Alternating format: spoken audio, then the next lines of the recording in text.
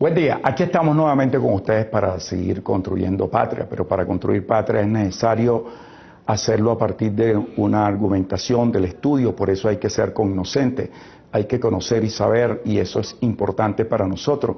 Por eso cualquier espacio tiene que ser como una especie de la vieja escuela peripatética, cualquier de estos espacios nos ayuda a aprender, a asimilar y a asumir de manera tal que estos conocimientos nos sirvan para tener una comprensión porque nos atenúan el carácter de la acción que pretende corroernos, erosionarnos, para romper nuestro estado afectivo sin comprender lo que está ocurriendo en nuestra vida cotidiana. Es cierto que cualquier proceso está marcado por un hecho dialéctico que implica un conjunto de contradicciones, porque está marcado por el hecho de la erística, que es el arte de la contradicción, pero también ello requiere de tener esa discusión fundamentalmente en distintos espacios. No basta con hacer o creer que ya es suficiente los argumentos y que esto debe saber la población porque ha participado en tal o en cual cosa. Yo creo que nosotros no podemos confiar en medio sobre todo de un proceso de transición que está marcado además en una sociedad donde nosotros tenemos un camino hacia la revolución y que es clave el nosotros entender los fenómenos que nos están ocurriendo, porque allí está el detalle está allí. Entonces nosotros, si no comprendemos el modelo económico, no podemos comprender incluso lo que está ocurriendo, y entonces todos pensamos y concluimos indiscutiblemente bajo la metódica que nos ha impuesto el pensamiento dominante, bajo ese neopositivismo neocartesiano, nos impone una manera de ver la vida, así como por ejemplo los orientales escriben de la derecha para la izquierda, nosotros de la izquierda para la derecha. Bueno, así hay una metodologización para el ejercicio del conocimiento, y esos son elementos importantes porque no lo vemos, y allí ese elemento que llamado por los físicos es la acción de la guerra llamado efecto estocástico, es decir, el que tú no ves igualito que el rayo X, que de acuerdo con la dosis y la mezcla te puede causar daño, te puede llegar, como el caso de Chernobyl, hasta producirte un cáncer. Yo quiero hacer referencia a que por allí nos están tratando de aplicar una. Por allí aparecen unos voceros, incluso algunos venezolanos con mentes de Yanacona o de administradores coloniales que se creen que ellos pueden seguir hablando y se ponen así como son los ejecutivos norteamericanos y no se dan cuenta que ellos son precisamente unos administradores coloniales, unos vasallos de ellos, porque ellos tienen ese conflicto de sumisión y admiración por quienes lo patean. Naturalmente que es así como a ellos les gusta, porque ellos no son ningún Jean Tirole, que siendo un ingeniero de camino, que siendo un hombre se ganó un premio Nobel, un francés de la Universidad de Toulouse. No, ustedes no llegan ni siquiera a ganarse porque no quieren inventar nada, reproducen lo que dice la escuela de Chicago, lo que dice la escuela tal, y lo que dices tú, la escuela de Simón Rodríguez, no dices nada, la cual te da un grado de dependencia. Bueno, por allí el Bank of America, me quiero referir a eso, y Merrill Lynch. Merrill Lynch fue una organización que ellos adquirieron en el año 2009, y Bank of America es un banco desde 1925, pero es como el cuarto banco del Citigroup, después del banco Morgan, JP Morgan, del banco Wells Fargo, y representa un banco importante en los Estados Unidos, pero que ha estado involucrado. Entonces tú tienes que ver, porque aquí viene un problema acerca de la moral. Entonces no se trata de la moral estoica, se trata de la kantiana. No es que cualquier cosa justifica lo que tú hagas.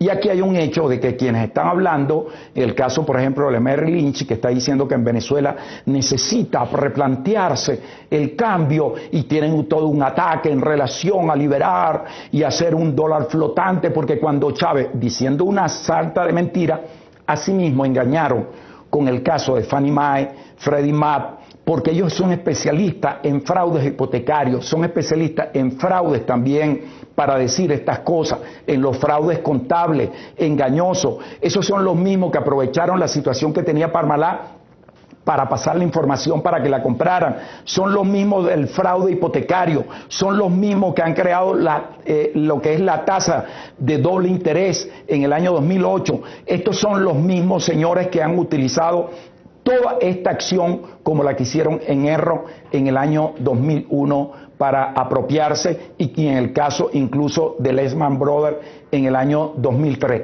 Hay que desenmascarar frente a quienes estamos, hay que señalar lo que son estos bandidos. Por otro lado, yo quiero dejar una observación rápidamente porque me queda muy poco tiempo.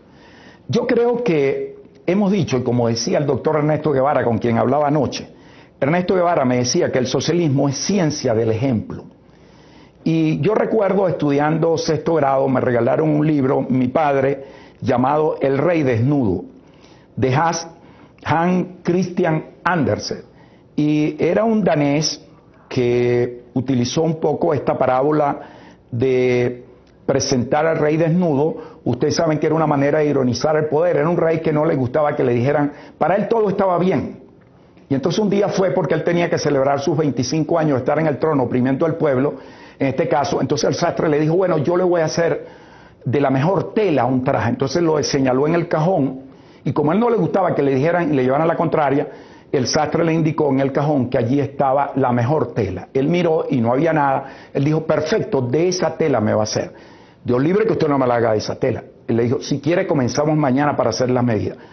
Al tercer día vino y ya le tenía como elaborado el traje.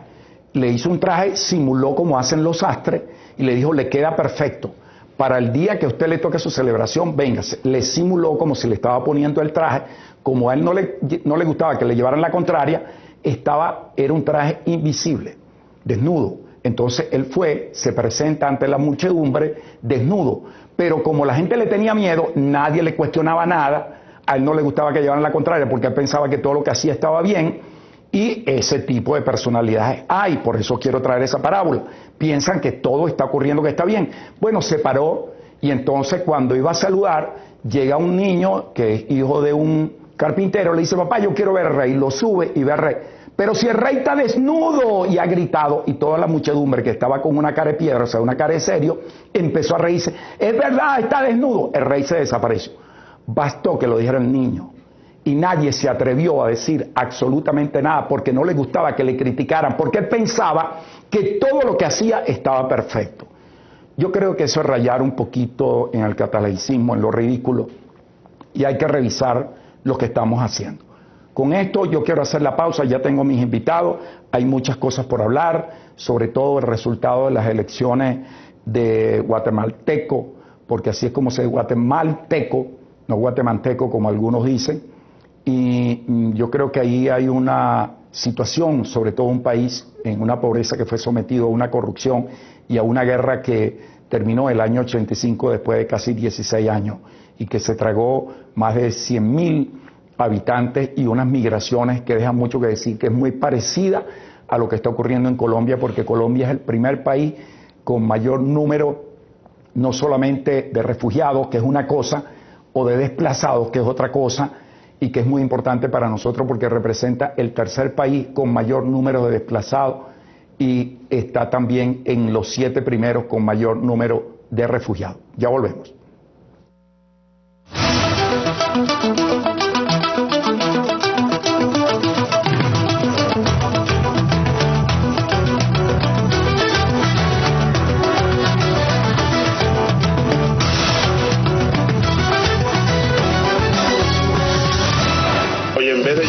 Carta de Jamaica, propongo que lo llevemos aquí en el corazón y, como decía nuestro amigo el ministro de Belice, leamos, asumamos esta carta como nuestra carta, la carta de nuestros pueblos,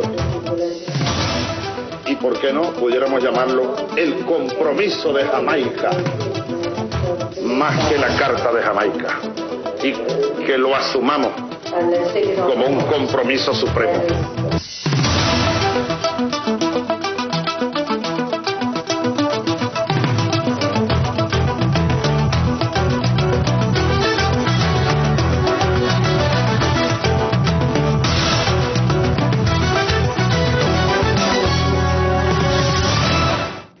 Bueno, estamos de vuelta acá y me satisface mucho porque Jireh Rodríguez Suárez, hija de la señora Luz Suárez Rodríguez, de uno de nuestros camarógrafos con mayor experiencia, nos vino a visitar hoy. Gracias, Jireh. Te agradezco mucho que ella quiso venir pues a visitarnos, a conocer el estudio. A ver, siempre lo hace cuando tiene esas oportunidades, los niños quieren tener esa curiosidad. Cosa que me satisface mucho, bueno, porque uno siempre le ocurre eso como niño. Yo tengo acá un investigador, además profesor Alexander Torres Iriarte. Alexander Torres Iriarte, historiador, pero tú eres un investigador y además has contribuido de alguna manera en este proceso que yo nunca había visto tanto colocar en el tapete la historia. Alexander, fíjate, hay una discusión acerca del contenido del documento denominado la Carta de Jamaica, y se le da un nombre por una región. Pero un documento es una consecuencia de unas experiencias, porque el Manifiesto de Cartagena o la Declaración de Carúpano en 1814 fue producto también de una reflexión, la cual es una construcción, es un conocimiento, un ejercicio. Y bueno, yo, entre otras cosas, he creído que lo que no puede ocurrir más en el país es ni Manifiesto de Cartagena, ni Declaración de Carúpano. Aquí lo que hay que construir son muchos cartas de Jamaica, porque ahí está la guía. Bienvenido a Alexander Torres Iriarte. Bueno, gracias, Eri, por la invitación. Fíjate que dices bien, porque un documento entraña un conjunto de factores o elementos interesantísimos, ¿no?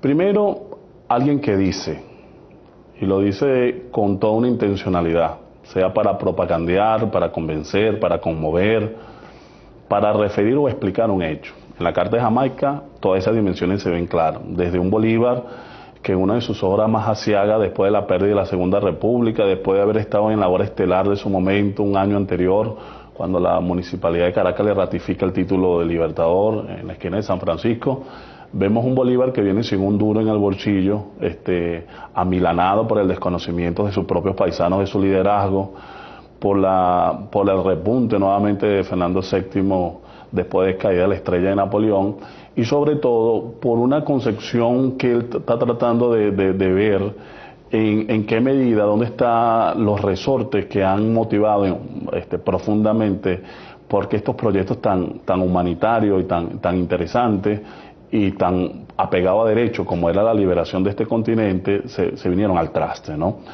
Entonces, un documento puede acrisolar o encerrar esa necesidad de propagandear, de explicar, pero un documento también no se puede descontextualizar de la realidad que vive el sujeto y sobre todo del sujeto que enuncia.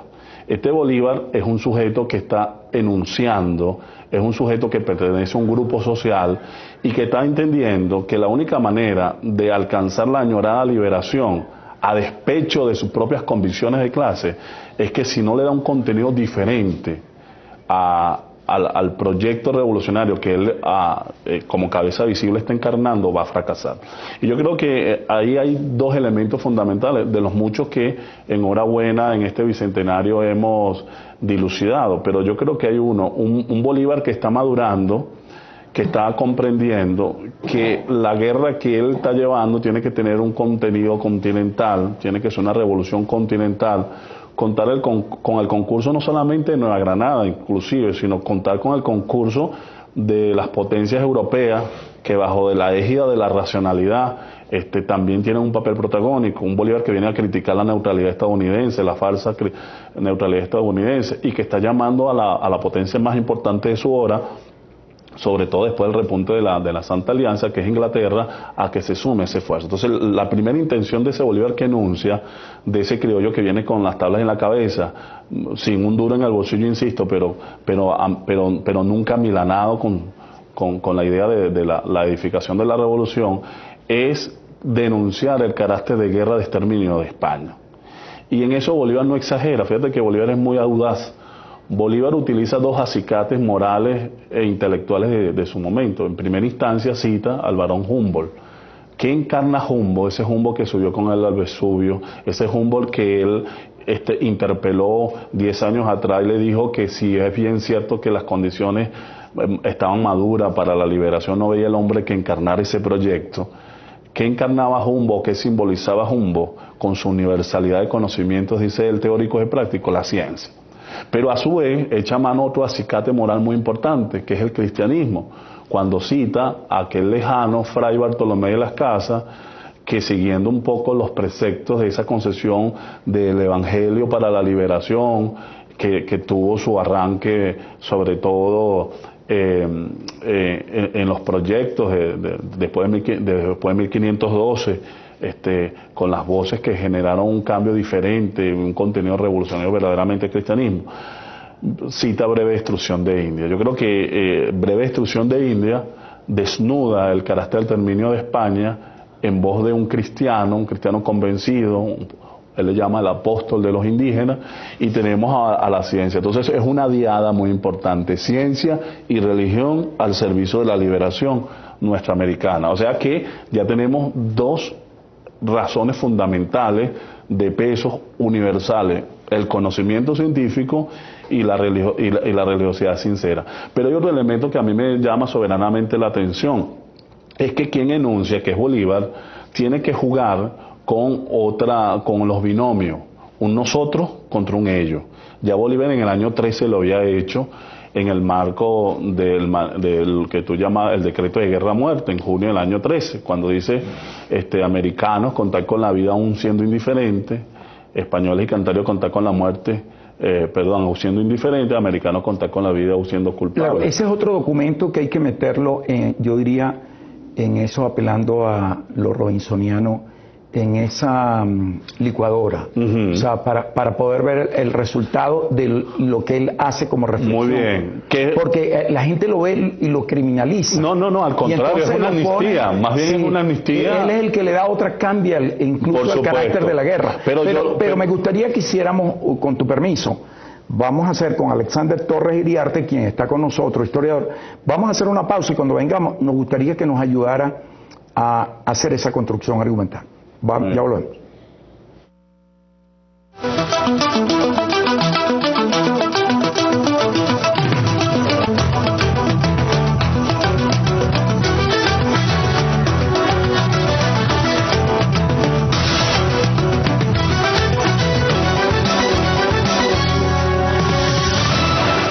Bueno, continuamos. Estamos acá hablando con uno de nuestros historiadores, Alexander Torres Iriarte, hijo de la señora Iriarte y el señor Torres, ¿no? Nosotros aquí hemos querido rescatar los apellidos de la madre y civilizar.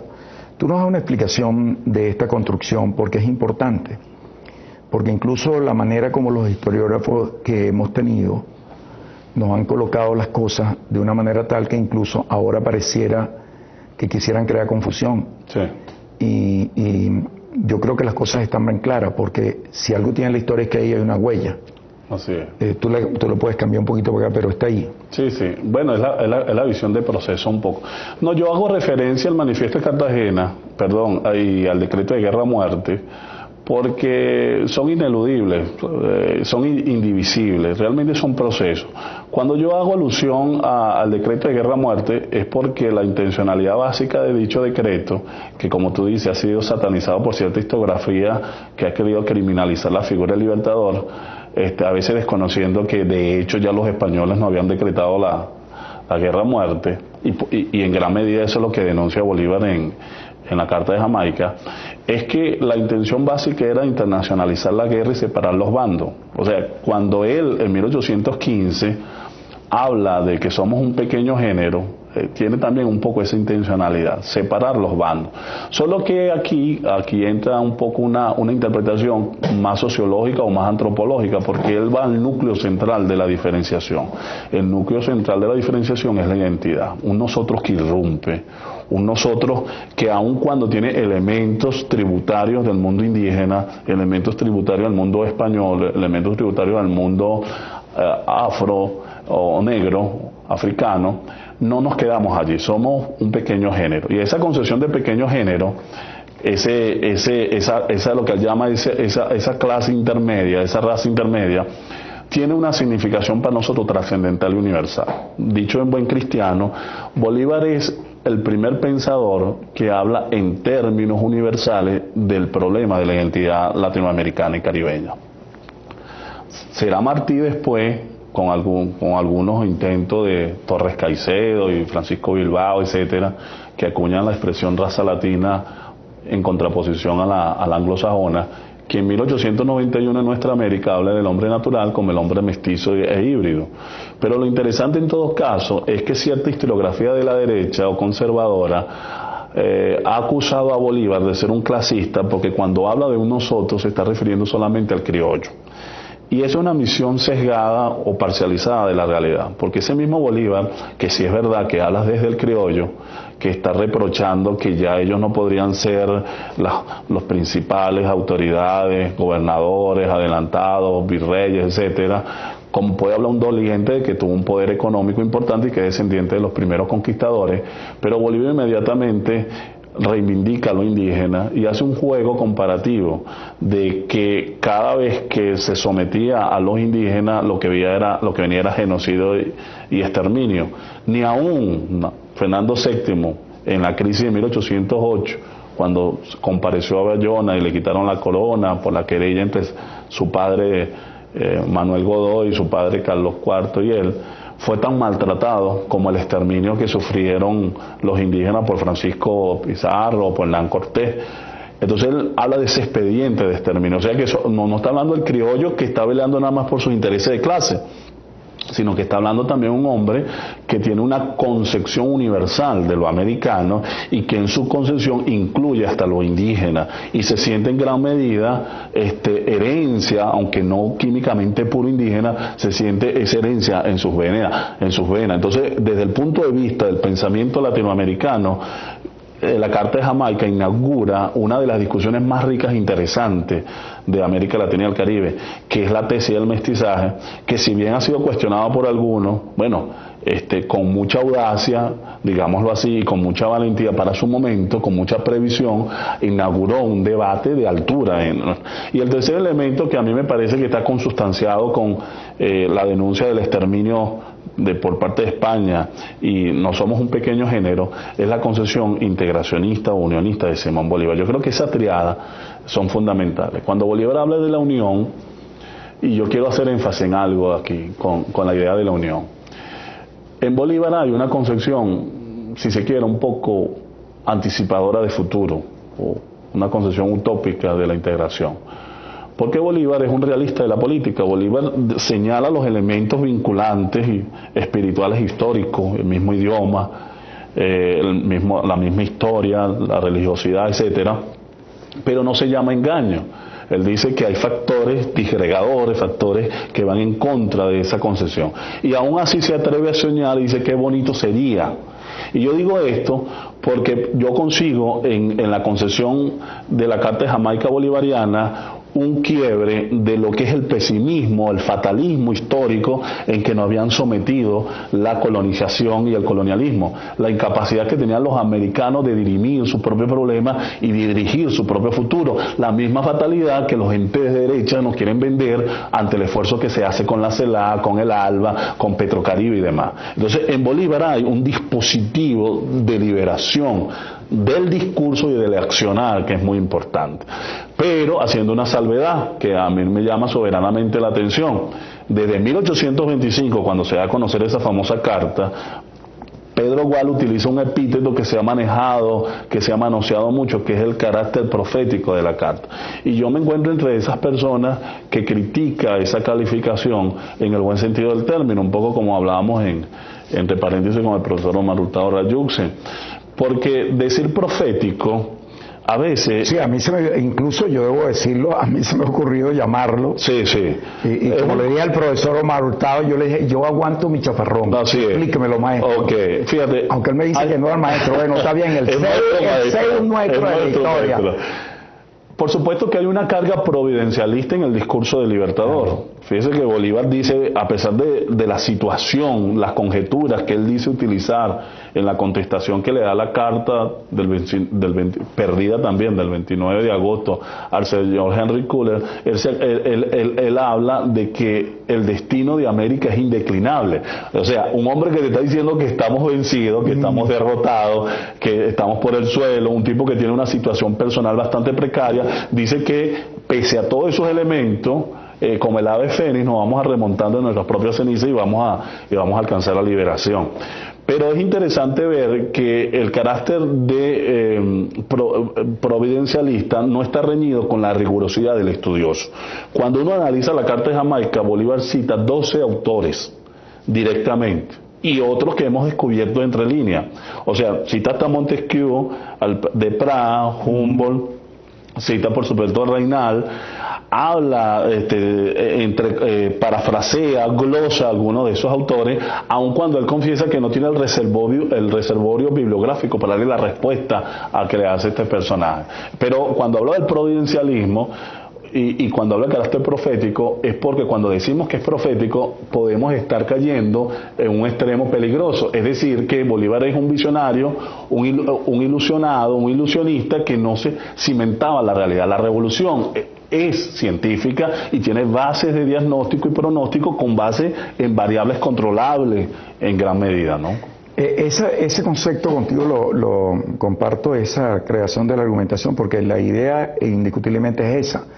Fíjate que la decisión es tal que de ese epísteme que él logra y esa mencia que él tiene, esa praxis la convierte y dice, entonces vamos para los Cayos. Así es. Porque así identifica quién es su aliado y dónde está el factor detonante que lo va a convertir entonces en el Congreso de Angostura. Claro. Ya volvemos. Estamos con Alexander Torres Iriarte, historiador, profesor. Ya volvemos para seguir hablando con él.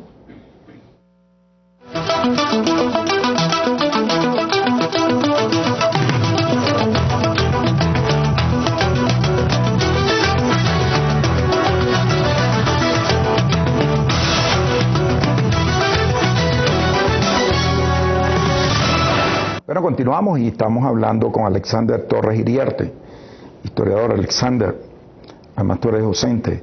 Fíjate que allí tocamos y quedamos en una decisión. Eso implica, porque un pensamiento son ideas, construcciones, al fin y al cabo